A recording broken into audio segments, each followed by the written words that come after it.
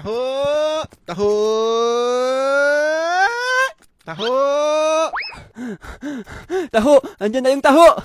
Taho, wag kang umalis! Parating na ako! Please, parang awa mo na! Taho! Bakit mo ako iniwan? Hindi! The next day. Taho! Taho! Taho! Sa wakas, naabutan din kita! Oh, bibili ka? Opo, damihan mo ng sago, kuya. Taho ang isa sa mga paborito kong merienda sa umaga. Nung lagi akong nagja-jogging, ito yung binibili ko. Masarap to guys at nakaka-help din mag-build ng muscle dahil sa ingredient niya na tofu. Next merienda guys ay yung dirty ice cream or tinatawag na sorbetes. Isa ito sa mga paboritong merienda ng mga bata lalo na kapag tag-init. Meron kaming pinagbibilhan dati na naging parte ng childhood ko, si Mr. Pogi. Hindi ko alam kung bakit Mr. Pogi yung pinangalan sa kanya.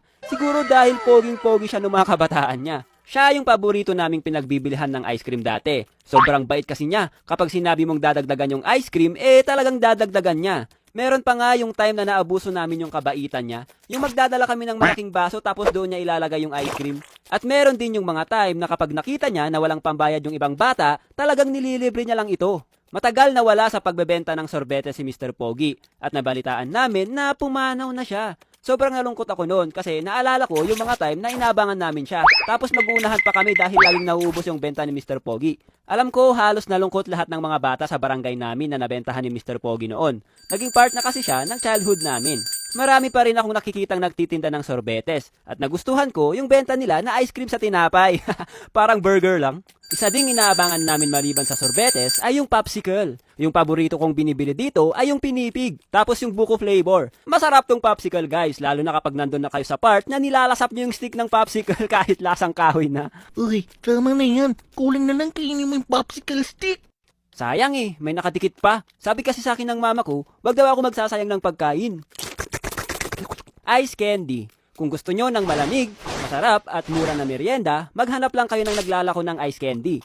Ang kagandahan ng ice candy para sa akin ay matagal tong maubos. Kapag sobrang init nga, nilalagay ko pa ito sa noo ko o kaya sa leeg para ma-refresh.